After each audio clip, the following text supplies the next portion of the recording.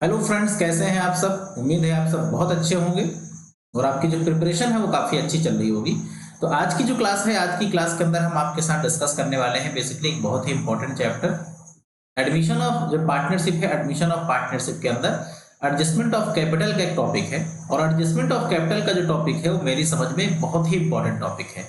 अब तक का ये रहा है कि जब जब आप अगर एग्जाम उठा के देखिए तो प्रीवियस ईयर पेपर में एडजस्टमेंट ऑफ कैपिटल के क्वेश्चन जो है वो हर साल पूछे गए हैं। तो इस लिहाज से टॉपिक बहुत ही इंपॉर्टेंट है। हमने इसके दो क्लासेस ऑलरेडी इस विषय पर ही डिस्कस की थी। पहली क्लास में हमने एडजस्टमेंट ऑफ कैपिटल का पूरा कंसेप्ट समझा था कि किस तरीके से on the basis of old partner, on the basis of new partner के क्वेश्चंस होते हैं। फिर हमने ये समझने की कोशिश की थी कि एक न्यूमेरिकल लिया था प्रैक्टिकल क्वेश्चन जिसको हम लोगों ने सॉल्व किया था, उसको भी हमने डिटेल के अंदर समझा था। क्योंकि ये क्वेश्चन थोड़ा सा कॉम्प्लिकेटेड है तो कम से कम कई सवाल आपके पास अगर इसके हों तो इनको आप ठीक से समझ के इस कंसेप्ट को बढ़िया तरीके से समझ सकते हैं। तो आज की क्लास में एक और नए क्वेश्चन को हम आपके साथ डिस्कस करने वाले हैं। तो उसी क्वेश्चन को हम फटाफट से आज स्टार्ट करेंगे। आपसे एक रिक्वेस्ट है, अगर आपने अभी तक मेरे चैनल को सब्सक्राइब ना किया हो तो प्लीज आप चैनल को सब्सक्राइब कर लीजिए ताकि मेरे जो अपकमिंग लेक्चर्स हैं उनके नोटिफिकेशन वगैरह आपको मिलते रहेंगे। क्योंकि हम आपके लिए बिजनेस स्टडीज, इकोनॉमिक्स और अकाउंटेंसी जो है आपके एग्जाम तक आपके साथ रहेंगे और रेगुलर बेसिस पर आपको इसकी क्लासेस प्रोवाइड कराते रहेंगे। तो चलिए फटाफट से क्लास को आज स्टार्ट करते हैं। देखिए, क्लास की हम बात करें तो हम आज की क्लास के अंदर आपके साथ जो डिस्कस करेंगे वो एक क्वेश्चन है जो कि बहुत इंपॉर्टेंट क्वेश्चन है। तो फटाफट से इस क्वेश्चन को हम लोग पढ़ते हैं और फिर इस क्वेश्चन को हम सॉल्व करने की प्रक्रिया स्टार्ट करते हैं।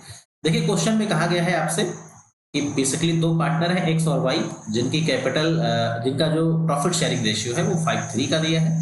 फिर नीचे बैलेंस शीट बनी है। बैलेंस शीट में आपके पास कैपिटल है, profit and loss appropriation account है, ट्रेड क्रेडिटर्स है। ऐसे ही एसेट में अगर आप देखें तो land and building, plant and machinery, furniture, stock, debtors, ये सारी चीजें दे रखी है। मुद्दे की जो बात है यहाँ पर जरा पहले उसको समझिएगा। जो मेन एडजस्टमेंट है वो आपको पढ़नी आपके लिए इंपॉर्टेंट है। क्वेश्चन में कहा गया था कि जेड को न्यू पार्टनर बनाया गया है जिसके लिए उसे 1/5 शेयर मिलेगा। जेड 1,20,000 कैपिटल और 16,000 शेयर ऑफ गुडविल कंट्रीब्यूट करेगा। मशीनरी की वैल्यू को हम 10% से डेप्रिशिएट करेंगे और बिल्डिंग की वैल्यू को हम 30% से एप्रिशिएट करेंगे। प्रोविजन फॉर बैड डेब्ट्स होगा आपका 5%। इसके अलावा आपसे कहा गया है कि एक अनफॉरसीन लाइबिलिटी है 3,000 रुपए की, जिसका बेसिकली वो रिपेयर की लाइबिलिटी है, repair to building would be recorded in the books of accounts. यानी बिल्डिंग के नाम से एक रिपेयरिंग है जो कि बुक्स ऑफ अकाउंट्स में रिकॉर्डेड है, तो वो अनरिकॉर्डेड लाइबिलिटी को भी आपको क्या करना है, इसमें लिखना है। इसके अलावा कहा गया है कि जेड के एडमिशन के टाइम जो गुडविल अकाउंट होगा उसे हम रिटर्न ऑफ कर देंगे और capital account of old partner जो होगा उसे एडजस्ट करना है किसमें, न्यू पार्टनर की कैपिटल के अकॉर्डिंग ओल्ड पार्टनर की कैपिटल को एडजस्ट करना है।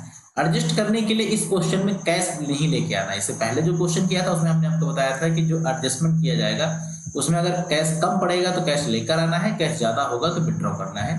यहाँ पे आपको करंट अकाउंट ओपन करना है, आपको सिर्फ और सिर्फ करंट अकाउंट ओपन करके उस एडजस्टमेंट को क्लियर करना है। क्लियर है? तो ये क्वेश्चन है। सबसे पहले इस क्वेश्चन को हम करेंगे और करने के लिए आपको मालूम ही है कि हम सबसे पहले इसमें एक फॉर्मेट बनाएंगे। फॉर्मेट जो होगा बेसिकली किस चीज का होगा, रिवैल्यूएशन अकाउंट का। तो फॉर्मेट बनाना तो आप जान ही रहे हैं, उसमें कोई बहुत तकलीफ वाली बात है नहीं आपके लिए।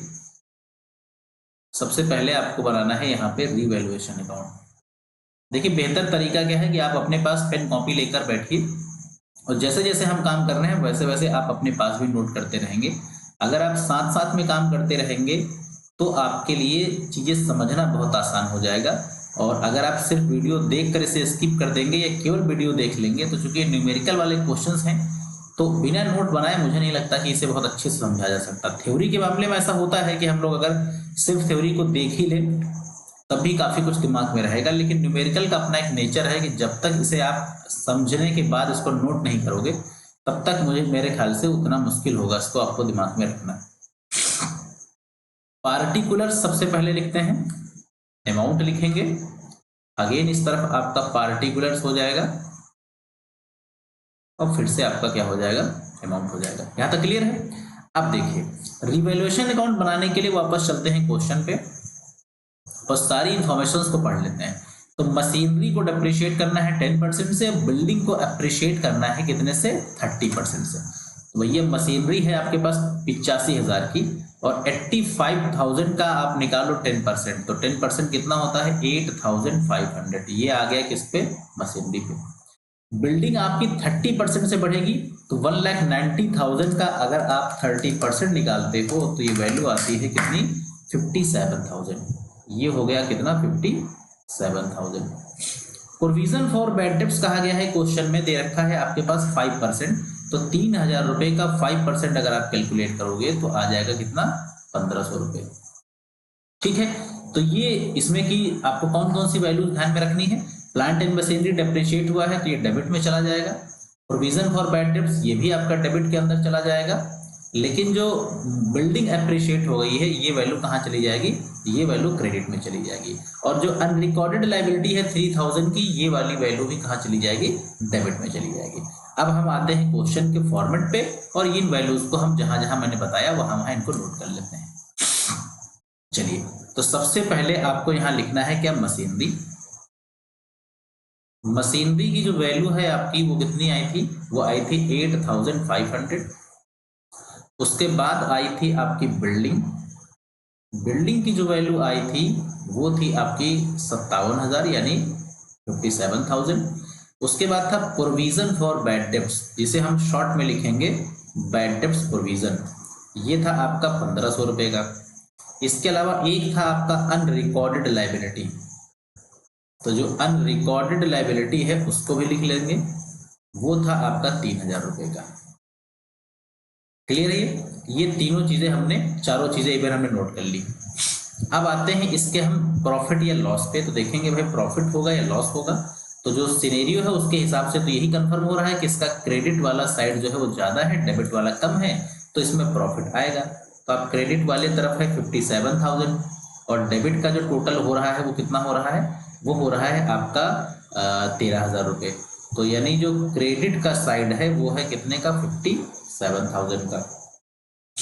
डेबिट का जो साइड है वो है आपका कितने का, 13,000 रुपये का।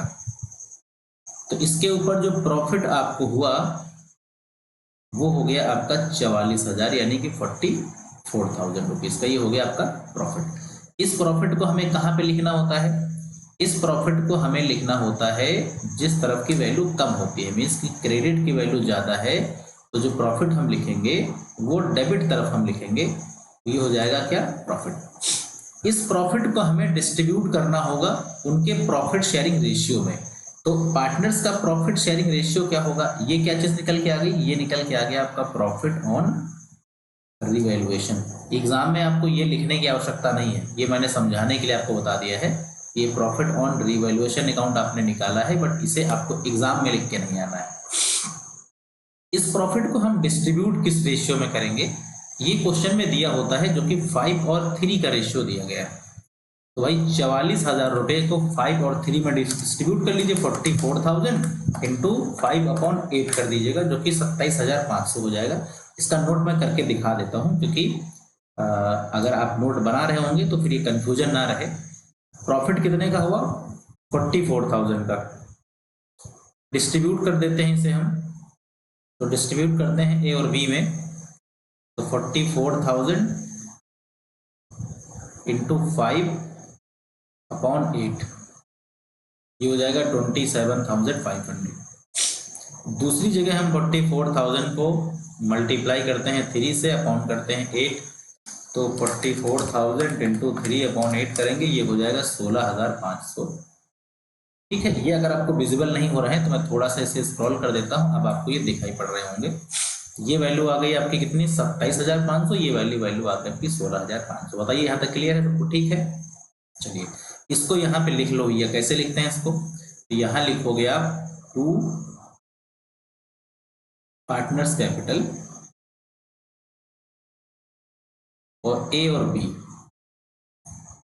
ए और बी मेरे ख्याल से नहीं क्वेश्चन में दिया है, क्वेश्चन में एक्स और वाई दिया है। हाँ, एक्स और वाई दिया है, तो ये ए और बी को हम क्या करते हैं, नाम बदल ले। हालांकि इतनी बड़ी कोई दिक्कत वाली बात नहीं है यार, ए और बी हो या एक्स और वाई हो, उससे कोई फर्क नहीं पड़ता है। बट फिर भी अब हमने देख लिया है तो उसको हम करेक्ट कर लेंगे, एक्स वाई कर दिया हमने। यहाँ भी एक्स वाई आप समझ लीजिएगा इसको, ये भी आपका ए बी की जगह क्या है, एक्स वाई है। तो ये 27,500, 27,500 एंड 16,500 दोनों का टोटल हो गया कितना, 44,000। रिवॉल्यूशन अकाउंट आपने बनाना सीख लिया। अब आ जाएंगे हम किसके ऊपर, पार्टनर्स कैपिटल अकाउंट पे। सबसे ज्यादा जो कलाकारी है, सबसे ज्यादा जो कह सकते हैं कि जो मेन इसमें काम है इस इन क्वेश्चंस में, वो पार्टनर्स कैपिटल अकाउंट प्रिपेयर करना है। क्योंकि आमतौर पे रिवैल्यूएशन अकाउंट सारे बच्चों का सही हो जाएगा, लेकिन जो मामला बिगड़ेगा आपका, ये जो कंफ्यूजन क्रिएट होगा वो क्रिएट होगा आपको पार्टनर्स कैपिटल पे, उसी पे कमांड बनानी है। हालांकि इतना भी मुश्किल नहीं कि आप कर ना पाए, कर तो लेंगे ही, लेकिन अगर आप एक ही बार में बिना किसी कंफ्यूजन के सही कर लें तो ये अपने आप में एक अचीवमेंट है।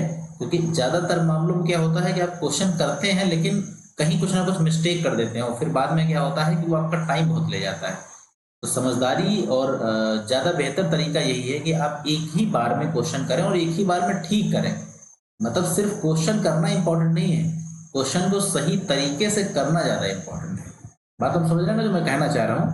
क्वेश्चन करना ही इंपॉर्टेंट नहीं है, क्वेश्चन को सही तरीके से करना इंपॉर्टेंट है, और ठीक से उसका आंसर आ जाए ये ज्यादा महत्वपूर्ण है। चलिए, तो अब हम फॉर्मेट को पहले क्या करते हैं, रेडी कर लेते हैं। तो एक्स वाई जेड 3 लोग हैं, तीनों के हमने यहाँ नाम लिखे, ये हो गए मिस्टर एक्स, ये हो गए वाई, ये हो गए जेड। ये एक्स हो गए, ये वाई हो गए, ये जेड हो गए। यहाँ पर हमें लिखना था बाई बैलेंस बी। तो बाई बैलेंस बीडी आप जानते हैं, हमने कुछ स्टेप पढ़ाए हैं आपको, पुराने वाले लेक्चर्स को देखिएगा, उसमें हमने स्टेप का डिस्कशन किया है कि सबसे पहले हम जब बैलेंस पार्टनर्स कैपिटल बनाते हैं तो बैलेंस बीडी लिखते हैं। बैलेंस बीडी का मतलब होता है पुराने पार्टनर की कैपिटल। जैसे कि यहाँ पे एक्स की कैपिटल है 2,05,000, इसकी है 1,65,000। इन कैपिटल को उठा के हम सबसे पहले क्या करेंगे, अपने पार्टनर्स कैपिटल के क्रेडिट साइड में यहाँ पे इनको प्लेस कर देंगे। तो 2,05,000 और 1,65,000, ये आपने वैल्यू वहां से उठा के यहाँ पे प्लेस कर दी। नेक्स्ट जो स्टेप होगा आपका वो होता है रिवैल्यूएशन अकाउंट में जो आपको प्रॉफिट या लॉस आता है। तो प्रॉफिट आता है तो उसे आप क्रेडिट साइड में लिखते हैं, लॉस आता है तो उसे आप डेबिट साइड में लिखते हैं, ये आपको मालूम है। प्रॉफिट की वैल्यू, लॉस की वैल्यू कितनी आई थी ये भी आपको याद होगा, 44,000 रुपए का प्रॉफिट था।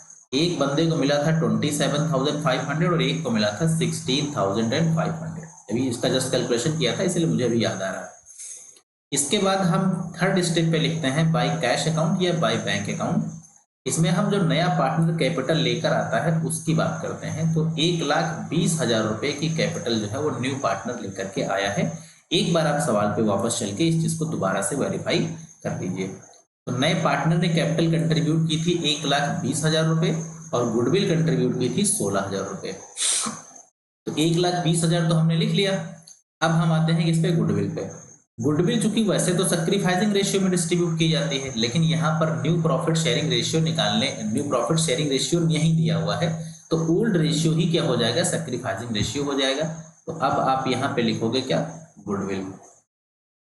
और जो गुडविल की वैल्यू है वो 16,000 है, जिसको 5 और 3 के रेशियो में डिवाइड करोगे तो 5/8 करोगे तो 10,000 हो जाएगा, और 5/3 करोगे यानी 16,000 इंटू 5/3 करोगे तो ये कितना हो जाएगा, 6,000 हो जाएगा। क्लियर है ना? इसमें अगर कोई डाउट है तो मैं जरा यहाँ पे देखिए एक अलग नोट बना देता हूँ इसका, यही नीचे देखिएगा जरा। अगर गुडविल वाले मामले में कोई कंफ्यूजन है तो मैं यहाँ नोट बना रहा हूँ, उस पर गौर कीजिएगा। गुडविल की जो वैल्यू है वो कितनी है, 16,000 रुपए। आप सब जानते हैं गुडविल के पैसे को हम ओल्ड पार्टनर में डिस्ट्रीब्यूट करते हैं। किस रेशियो में डिस्ट्रीब्यूट करते हैं, सैक्रिफाइसिंग रेशियो में। सैक्रिफाइसिंग निकालने का तरीका जो होता है वो ओल्ड माइनस न्यू होता है। अगर कभी आपके पास क्वेश्चन में ओल्ड रेशियो दिया हो और न्यू रेशियो ना दिया हो तो उसे आप निल मान लेंगे, तो इसका मतलब है कि ओल्ड रेशियो ही आपका सैक्रिफाइसिंग हो गया। तो 16,000 रुपए को हमें बांटना है 5 और 3 के रेशियो में। तो 5/8 कर दीजिएगा एक बार, तो 16,000 इंटू 5/8 करेंगे तो ये 10,000 हो जाएगा। ऐसे ही 16,000 इंटू 3/8 करेंगे तो ये वैल्यू आपकी जो हो जाएगी वो 6,000 हो जाएगी। तो यहाँ पे आपने लिखा 10,000, यहाँ पे लिखा आपने 6,000। ये कैलकुलेशन आपको शायद समझ में भी आ गया होगा, यहाँ तक कोई कंफ्यूजन आपको नहीं होगा।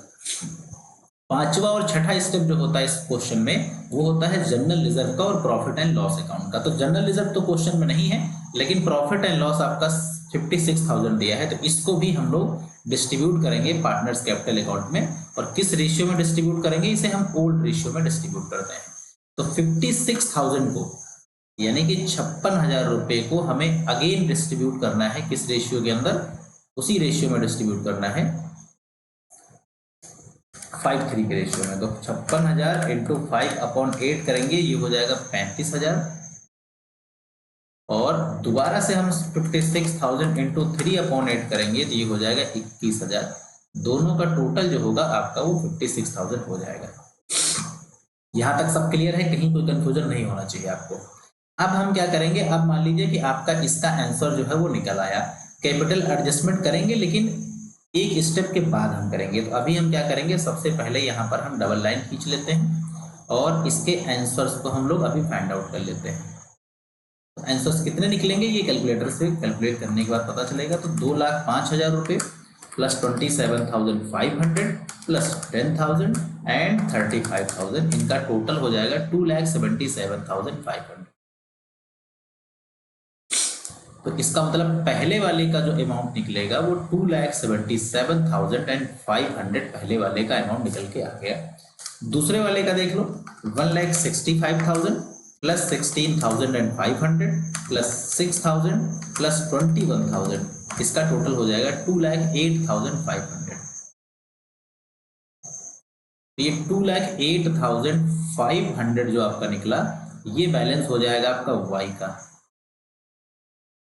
और अपने जो जेड भाई साहब हैं इनका तो 1,20,000 है, तो इनका तो 120 रहेगा, ना इसमें कुछ इंक्रीमेंट होगा ना ही इसमें कोई डिक्रीमेंट होगा। ये जो वैल्यू निकल के आई है this is called balance CD. अगर हम कैपिटल एडजस्टमेंट का क्वेश्चन ना कर रहे होते तो हमारा यही अमाउंट जो है वो आंसर निकल जाता, लेकिन चूंकि हम कर जो क्वेश्चन रहे वो कैपिटल एडजस्टमेंट का क्वेश्चन कर रहे हैं, इसीलिए हम अगेन इसे यहाँ पे लिखेंगे by balance BD. That means कि इसी बैलेंस को हम फिर से वापस लाएंगे 2,77,500।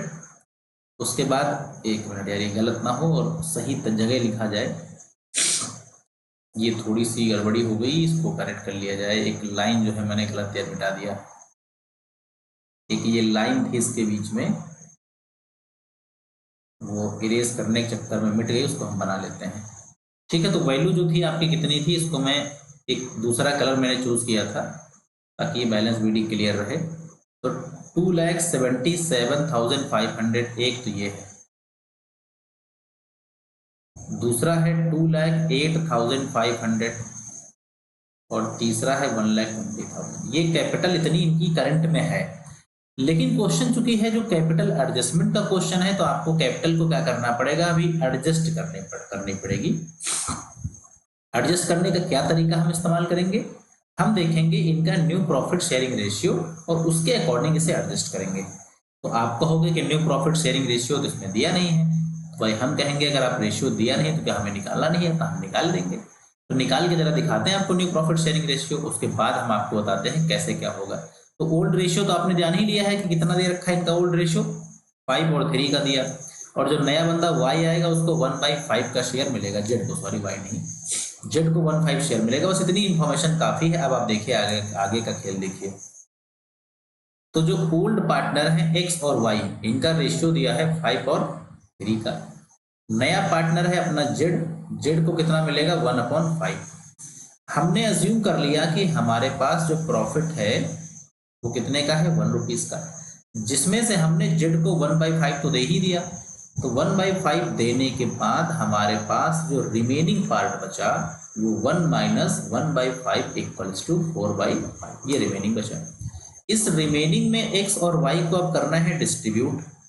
तो एक्स और वाई क्या करेंगे, इसी रिमेनिंग को डिस्ट्रीब्यूट करेंगे। किस रेशियो में करेंगे, अपने रेशियो में, मीन्स कि 5:3 में, यानी कि 5/8 और 3/8 के रेशियो में क्या करेंगे, ये लोग डिस्ट्रीब्यूट कर लेंगे। डिस्ट्रीब्यूट करने के बाद हम आगे का स्टेप देखेंगे। तो डिस्ट्रीब्यूट मल्टीप्लाई कर लो, तो 4 × 5 = 20 और 5 × 8 = 40। ये देखेंगे तो 4 × 3 = 20 और 5 × 8 = 40। ये बचा रिमेनिंग एक्स का, ये बचा वाई का, और जेड का तो 1/5 तो हम दिए ही है। अब आप क्या करो, इन सबको ले आओ एक साथ में। कैसे एक साथ में लाओगे, एक्स वाई जेड, तो 20/40, 12/40 और एक हो जाएगा 1/5। मल्टीप्लाई कर दो जिससे 8 से, 8 से मल्टीप्लाई करोगे तो नीचे वाली वैल्यू क्या हो जाएगी, ऊपर 8 चला जाएगा, नीचे की वैल्यू 40 हो जाएगी। 40 आपका कॉमन हो गया, तो 20 12 8 ये हो गया। इसको क्या करो, 4 से डिवाइड कर दो, तो 4 5 जा 20, 4 3 जा 12, 4 2 जा 8, 5 4 2, यानी 5 4 3 जो है आपका रेशियो निकल के आ गया। ये बात क्लियर हो रही है ना, कोई दिक्कत तो नहीं इसमें। अब देखिएगा कैपिटल एडजस्टमेंट का क्या सीन है। कैपिटल एडजस्टमेंट वाले सीन को अभी इसी के बाद आपको कैपिटल एडजस्टमेंट समझाते हैं। देखिए सबसे पहले आप देखिए कैपिटल एडजस्टमेंट में क्या चीज बनेगी, कैसे क्या होता है। तो हम इस केस में हम क्या करते हैं, on the basis of new partner आप पढ़ रहे हैं, तो सबसे पहले देखो जेड का शेयर कितना है। तो जेड का शेयर है 1/5, 1/5 ही तो है, 1/5 है। अब क्या करिए, और 1/5 पर ये पैसे कितने दे रहे हैं, 1,20,000। तो इनकी टोटल कैपिटल क्या होगी। आपने एक चीज पढ़ी है, टोटल कैपिटल निकालने के लिए हम क्या करते हैं, इसका रेसिप्रोकल कर देते हैं, इंटू 5/1 करेंगे, जो वैल्यू कितनी हो जाएगी, 6 लाख रुपए। Total capital of the firm कितनी हो गई, 6 लाख रुपए। एक्स और वाई की कैपिटल कितनी होनी चाहिए, तो इसी 6 लाख रुपए का आपको क्या करना है, 5/, तो 5 4 9 तो 11, 11 कर दीजिएगा। यहां पर अगर आप देखिएगा तो इसी 6 लाख रुपए में, एक मिनट देख लें कुछ, हाँ 1 मिनट यार, गड़बड़ी हो गई। गड़बड़ी जानते हो क्या हो गई, गड़बड़ी होनी में बोलने मैंने सही बोला था, एक्चुअली लिखा यहाँ पर मैंने गलत है, तो ये थोड़ा सा मिस्टेक कर दी, इसको जरा सुधार लीजिए। देखो मैंने इसको 4 से डिवाइड किया था, तो 4 5 जा 20, 4 3 जा 12 होता है, और 4 2 जा 8, तो इसका रेशियो जो आना चाहिए था वो 5:3:2 आना चाहिए। मैंने गलती से इसको 5:4:2 लिख दिया, वो नहीं करना था। ठीक है, तो आपकी वैल्यू कितनी आ गई, 6 लाख रुपए। अब क्या करो, अब देखो कि एक्स की कैपिटल कितने होंगे, तो 5/10 होगी, ना कि 5/10 करोगे तो ये हो जाएगा 3 लाख रुपए। ठीक है, वाई की कैपिटल देखोगे तो ये हो जाएगी 6 लाख इंटू 3/10, ये हो जाएगा कितना, 180। यानी जो कैपिटल आपने निकाली उसमें एक्स की कैपिटल 3 लाख, वाई की कैपिटल 1,80,000, और जेड की कैपिटल कितनी है, जेड की कैपिटल है आपकी कितनी, 1,20,000। यही कैपिटल जो निकाली आपने, इसी कैपिटल को एडजस्ट कैसे करेंगे। अब वापस आओ कैपिटल वाले सवाल पे। देखिए यहां पे हम क्या करेंगे, यहां पे लिखेंगे 3 लाख रुपए, यहां लिखेंगे 180, और यहां लिखेंगे कितना, 120।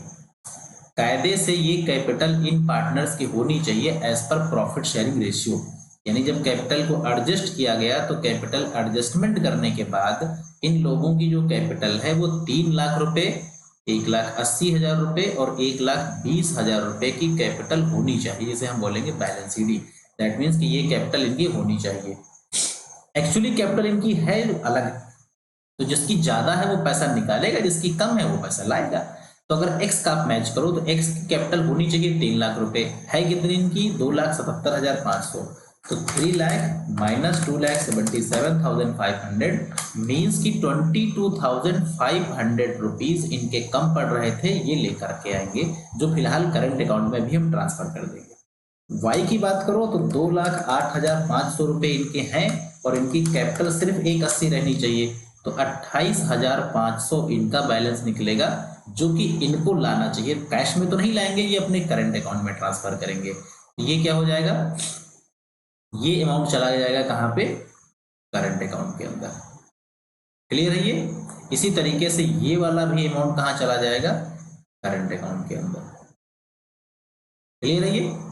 अब आप इसकी टोटलिंग कर लो, तो टोटलिंग इसका कितना था, इसका टोटल 3 लाख रुपए आएगा। ये हमने बैलेंसिंग करके निकाला ही है, कोई ऐसे डायरेक्ट थोड़ी निकाला है। इसका जो टोटल होगा वो 2,08,500 आएगा। ये तो 120 ही रहेगा, क्योंकि नए पार्टनर को ही हमने बेस बनाया था, तो उसकी कैपिटल में कोई चेंजेस नहीं होंगे। ये आपने बनाना सीख लिया। अब जानो क्या चीज सीखनी इसमें।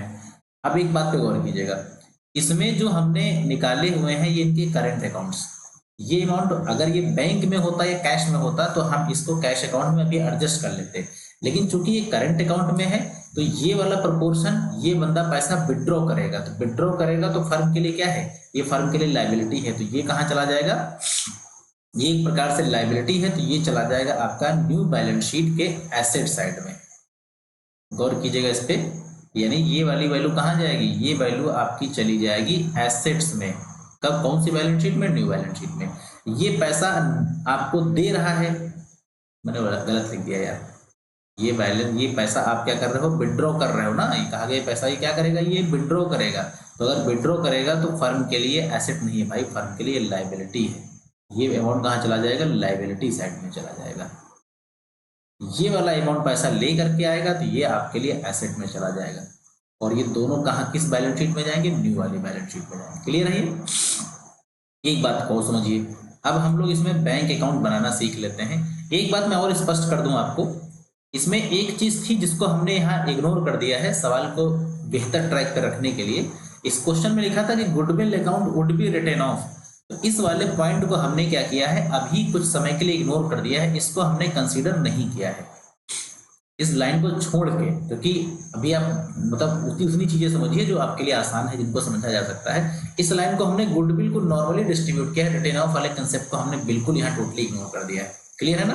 क्या होता है उस पर हम लोग कभी और बात करेंगे, अभी बिल्कुल कंफ्यूजन क्रिएट हो जाएगा आपके लिए। अब आप आ जाइए किस पे, बैंक अकाउंट पे। तो बैंक अकाउंट जानो कैसे बनता है। बैंक अकाउंट वैसे जानते होंगे, बैंक अकाउंट या कैश अकाउंट हम बोलते हैं। अगर कैश एट बैंक होता है तो कैश बैंक अकाउंट बनता है, और नॉर्मल कैश दिया होता है तो कैश अकाउंट बनता है, बात वही है वो। तो बैंक में सबसे पहले हमारे पास कितनी वैल्यू गिवन है ये कौन बताएगा, ये हमें क्वेश्चन बताएगा।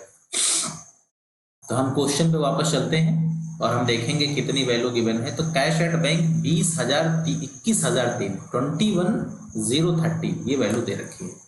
आप अपने पास इसको लिख लो किस नाम से, टू बैलेंस बीडी के नाम से, 21,030।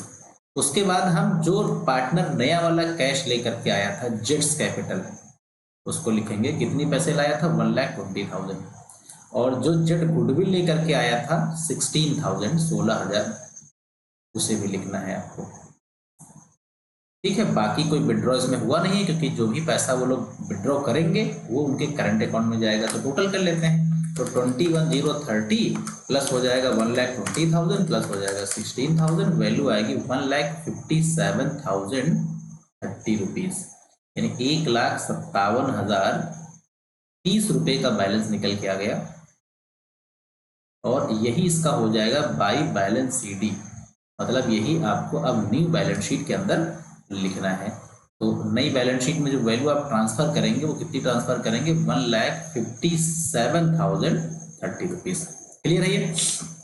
अब आ जाओ बैलेंस शीट पे, अब आ जाओ किस पे, बैलेंस शीट पे। तो बैलेंस शीट बनाने का तरीका वैसे तो आपको मालूम है, लेकिन बस सिर्फ हम आपको एक बार इसे रिमाइंड करा देते हैं, रिकैप करा देते हैं, ताकि ये आपका ये चैप्टर जो है मजबूत हो जाए। एग्जाम से पहले जब जाओ तो 2-3 कम से कम क्लासेस को बढ़िया से देख के जाओ, ताकि काम आपका बहुत अच्छा हो जाए। तो चलिए इस पे गौर कीजिएगा। बैलेंस शीट बनाएंगे तो सबसे पहले हम क्या लिखते हैं, ये वाली साइड हमारी कौन सी होती है, लायबिलिटी होती है, और एक साइड हमारी कौन सी होती है, एसेट होती है। ये तो बिल्कुल बच्चों वाली बातें हैं, आपको सबको पता ही है ये सब चीजें। ये लायबिलिटी हो गई, ये एसेट अमाउंट हो गया, ये एसेट्स हो गया, ये अमाउंट हो गया। क्लियर है ये? तो सबसे पहले इसमें हम क्या लिखेंगे, सबसे पहले लिखेंगे इसमें हम कैपिटल। अब पार्टनर है 3 XYZ। एक्स की नई कैपिटल कितनी निकाली थी क्वेश्चन में, 3 लाख रुपये। इसकी निकाली थी हमने 1,80,000, और इसकी थी कितनी, 1,20,000, और सबका टोटल कितना आया था, 6 लाख रुपए। आप भी देखो, याद रखो, जो कैलकुलेशन किया करो उसकी कुछ वैल्यूज याद रखा करो, ताकि वो आपको आसानी रहे, आपका टाइम बचे। देखो ये मैंने यहाँ पर येलो से इनको सर्किल किया था, 3 लाख एक्स का, वाई का 1,80 और जेड का 1,20,000। इसके बाद हम वापस पुरानी बैलेंस शीट पे जाएंगे और देखेंगे और क्या कुछ दिया है क्वेश्चन में। तो प्रॉफिट एंड लॉस को तो डिस्ट्रीब्यूट किया है, ट्रेड क्रेडिटर जो है आपका 27,400 रुपए है, उसको आप एज इट इज यहाँ पे नोट कर लीजिए। तो अब हम यहाँ नोट करेंगे क्रेडिटर 27,400। एक था आपका अनरिकॉर्डेड लाइबिलिटी जो एडजस्टमेंट में दिया था 3,000 रुपए का, उसको लिख लो। यहां तक क्लियर है? आ जाओ इस तरफ। इस तरफ सबसे पहले हम लिखेंगे वो बैंक बैलेंस जो अभी बनाया था आपको। तो बैंक अकाउंट में कितना बैलेंस आया था ये एक बार देख लीजिए, उसके बाद उसको लिख देते हैं। तो 1,57,030 रुपए, 157,030। 157030, ये हमने लिख लिया। अब हम आ जाएंगे पुरानी बैलेंस शीट में और देखेंगे और क्या क्या हमारे पास क्वेश्चन में दिया हुआ है। तो सबसे पहले बिल्डिंग जो थी आपकी वो 1,90,000 की थी, उसमें 57,000 बढ़ा था, और स्टॉक 85,000 का था, इसमें 8500 रुपये घटा था। तो ये पहले 2 पॉइंट कर लेते हैं, फिर वापस आएंगे ऊपर देखेंगे, तो इतना भूल जाएंगे आप। तो ये जो लैंड एंड बिल्डिंग थी इसको पहले लिखेंगे। इसकी वैल्यू क्वेश्चन में दे रखी है कितनी, 1,90,000। इंफॉर्मेशन ये कह रही थी कि आपको इसमें 30% अप्रिशिएट करना है। तो 30% जब आपने निकाला था तो वो आया था 57,000, और 1,90 में 57 ऐड करोगे तो जो वैल्यू आपकी बनेगी वो बन जाएगी 2,47,000 रुपये, 2,47,000।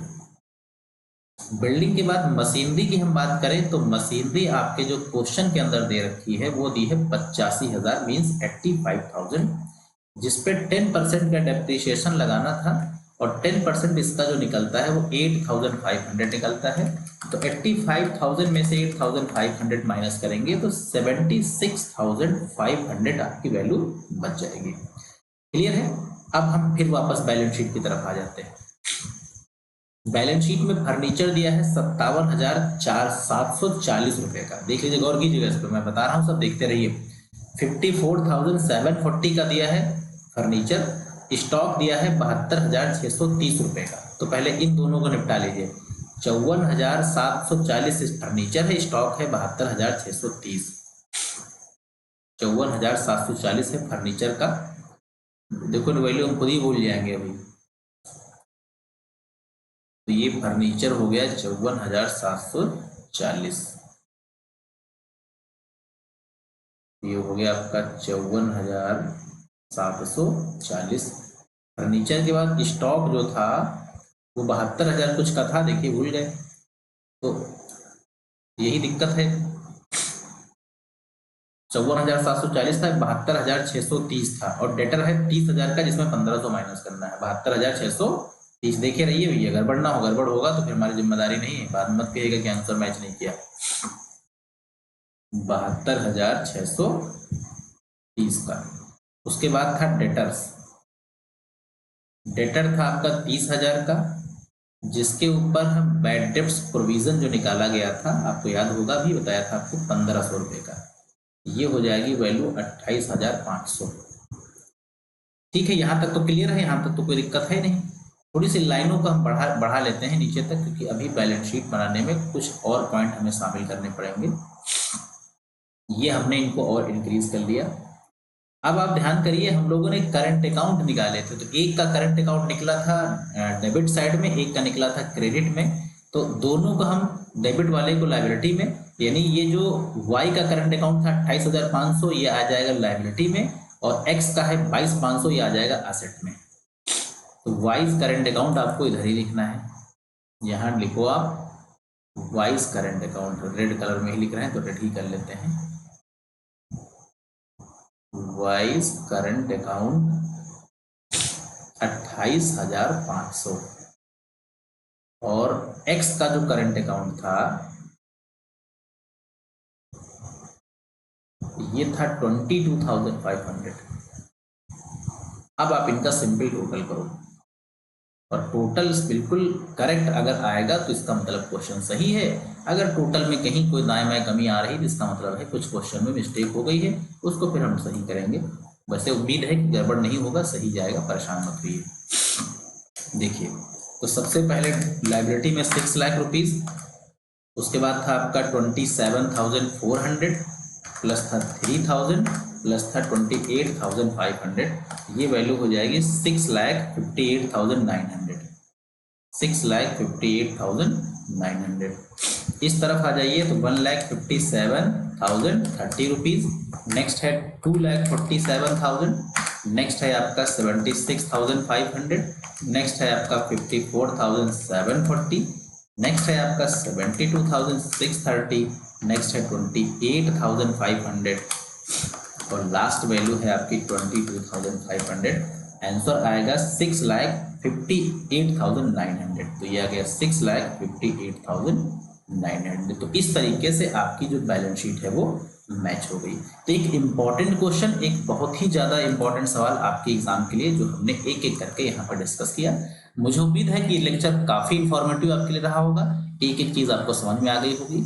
अगर कहीं पर कोई भी डाउट है तो आप कमेंट सेक्शन के अंदर हमें आप उसको लिखिए और हम आप कोशिश करेंगे कि उस चीज को हम आपको दोबारा समझाने की कोशिश करेंगे। वीडियो आपको अच्छा लगा हो तो आप इसे लाइक कीजिए, अपने दोस्तों के साथ शेयर कीजिए। चैनल को सब्सक्राइब ना किया हो तो चैनल को सब्सक्राइब कर लीजिए ताकि अपकमिंग जो हमारे लेक्चर्स हैं उनका नोटिफिकेशन आपको मिलता रहे, क्योंकि आपके अकाउंटेंसी, आपकी बिजनेस और आपकी इकोनॉमिक्स की जिम्मेदारी हमारी है। एग्जाम तक हम आपके साथ रहेंगे और आपकी हर छोटी छोटी समस्याओं को सॉल्व करने की कोशिश करेंगे। तो thanks for watching this video. Have a nice day.